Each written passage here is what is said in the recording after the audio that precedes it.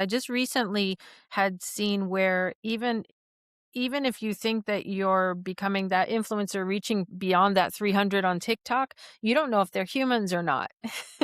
Mhm. Because the bots are showing up as Yeah. likes, the bots are showing up even sometimes as comments, the bots are showing up as all these things, and I love your focus on human connection Yeah. and the humanness of doing a podcast, doing an interview, talking and amplifying the voices of really neat people.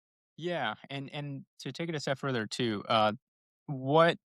part of the transition between like the entertainment platforms as we're seeing right now is that vanity metrics mean a lot less now. It doesn't matter how many views you get, doesn't matter like how many likes you get because a lot of it are bots. Like you'll see on a lot of videos, it's like, oh, thank you so and so, and they're like, oh, you changed my life, and it turns out it's like some day trader paying for some bots to like highlight them, or like some author like paying for bots to market their books and stuff. Like you'll see it all over YouTube, all over TikTok, everything.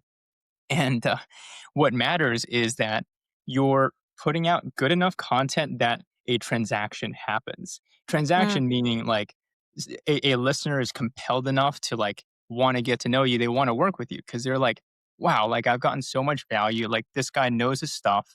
The Alex Hormozy case study, right? He sold $100 million worth of books, last summer because he just gave value over value over value. His podcast, his YouTube and stuff, it's always like, as Gary Vaynerchuk says, like the jab, jab, jab. It's like value, value, value without asking for it. And then when that day come, people are like, yeah, I'm happy to spend $6,000 for nothing. A lot of people were upset at like what the product was, but they gave him the money anyways. They're like, hey, I've gotten over $6,000 worth of value from this guy. I'm happy to write you a check. hmm. Yeah, and you just can't fake you can't fake humanness on a podcast. You can't Yeah. fake human when you talk about content creation because there's a lot of fake I don't want to say fake content, but there's AI Just like generated. shallow.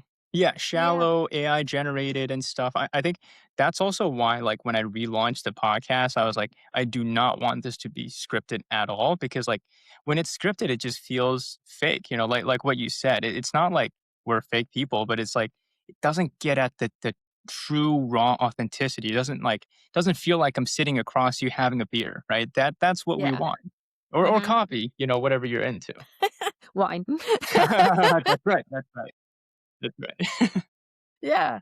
Yeah, the humanness of it all, that's a really great and you could be going into a topic on your business, on the real estate, and maybe add a lot of value and add some to it, but also I think the reach, if you're people are really craving that humanness, and so to be able to just sprinkle your expertise in there amongst the conversation of more than just that, you know, that's Yeah, and when you're talking to someone, like their passions and their expertise just naturally come out.